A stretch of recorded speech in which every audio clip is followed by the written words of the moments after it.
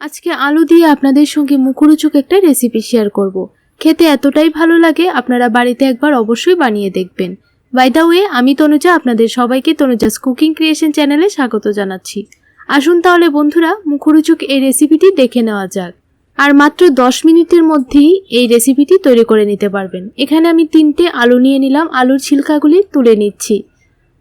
আপনারা চাইলে এখানে আলুর পরিমাণটা একটু বাড়িয়েও নিতে পারেন। এখানে আমি 3টে আলু দিয়েই এই রেসিপিটি তৈরি করব। দেখুন, ভালোভাবে আলুর ছিলকাগুলি তুলে নিয়েছি। এবার এইরকম একটা গ্রেটারের সাহায্যে গ্রেট করে নিতে হবে। ঠিক এইরকমভাবেই গ্রেট করতে হবে।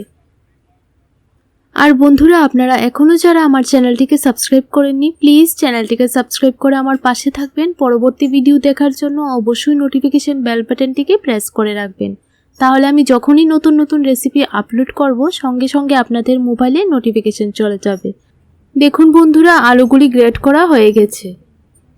এবার আলুগুলিকে খুব ভালোভাবে ধুয়ে নিতে হবে, যেন আলুর মধ্যে কোনো রকমের কষ না থাকে। এবার 1 কাপ দিয়ে দিলাম সুজি, আর অল্প একটু দিয়ে দিলাম চিলি ফ্লেক্স, পরিমাণ মতো দিয়ে দিলাম নুন, হাফ টিস্পুন জিরে গুঁড়ো দিয়ে দিলাম, হাফ টিস্পুন ধনে গুঁড়ো দিয়ে দিলাম, আর অল্প কিছু কাঁচা লঙ্কা কুচি দিয়ে দিলাম, আর কিছু ধনেপাতা কুচি দিয়ে দিলাম। ভালোভাবে সুজির সঙ্গে আলুগুলিকে মেখে নিতে হবে। আর 1 টিস্পুন দিয়ে দিলাম কর্নফ্লাওয়ার। এখানে আপনারা কর্নফ্লাওয়ারের পরিবর্তে ময়দাও ব্যবহার করতে পারেন। এবার একটা বড় সাইজের পেঁয়াজ এরকমভাবে কেটে দিয়ে দিলাম। এবার হাতের সাহায্যে খুব ভালোভাবে মেখে নিতে হবে। আর এখানে কিন্তু কোনো রকমের জল দেওয়ার প্রয়োজন নেই। আলুর মধ্যে যে জলটা আছে সেই জলেই কিন্তু এই মাখাটা হয়ে যাবে। দেখুন, ভালোভাবে মেখে নিয়েছি। এবার 5 মিনিটের জন্য রেস্টে রেখে দেব। 5 মিনিট পর ফিরে আসছি।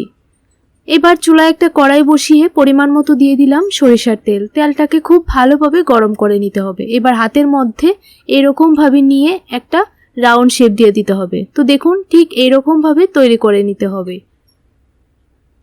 সবগুলি স্ন্যাক্স ঠিক এইরকমভাবে তৈরি করে দিয়ে দেব। তারপর কিছুক্ষণ পর উল্টিয়ে পাল্টিয়ে ভালোভাবে লাল লাল করে ভেজে নামিয়ে নেব। এইভাবে আপনারা আলুর স্ন্যাক্স বা আলুর পকোড়া তৈরি করে খেয়ে দেখবেন। চায়ের সঙ্গে বা সসের সঙ্গে খেতে কিন্তু ভীষণই ভালো লাগে। দেখুন, একটা পাশ হয়ে গেছে, এবার উল্টিয়ে অপর পাশটিও ভেজে নেব। আর এই আলুর স্ন্যাক্সগুলি এতটাই মুচমুচে হয়, আপনারা যদি বাড়িতে তৈরি না করেন তাহলে বুঝতে পারবেন না। মাত্র 10 থেকে 15 মিনিটের মধ্যেই তৈরি করে নেওয়া যায়। দেখুন, আলুর স্ন্যাক্সগুলি তৈরি করা হয়ে গেছে। এবার নামিয়ে নেব। সেমভাবে আমি সবগুলি স্ন্যাক্স তৈরি করে নেব।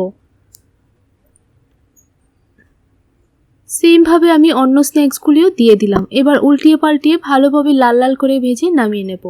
আমি এই স্ন্যাক্সগুলি সসের সঙ্গে পরিবেশন করব। আপনারা চাইলে চায়ের সঙ্গেও পরিবেশন করতে পারেন। আমি একটা স্ন্যাক্স ভেঙে দেখিয়ে দিচ্ছি কতটা ক্রিস্পি হয়েছে। দেখুন কতটা ক্রিস্পি হয়েছে। রেসিপিটি কেমন লাগলো অবশ্যই কমেন্ট করে জানাবেন। ভালো লাগলে ভিডিওটিতে একটা লাইক করে দেবেন। তাহলে আজকের জন্য এতটুকুই। পরবর্তী রেসিপি দেখার আমন্ত্রণ রইল।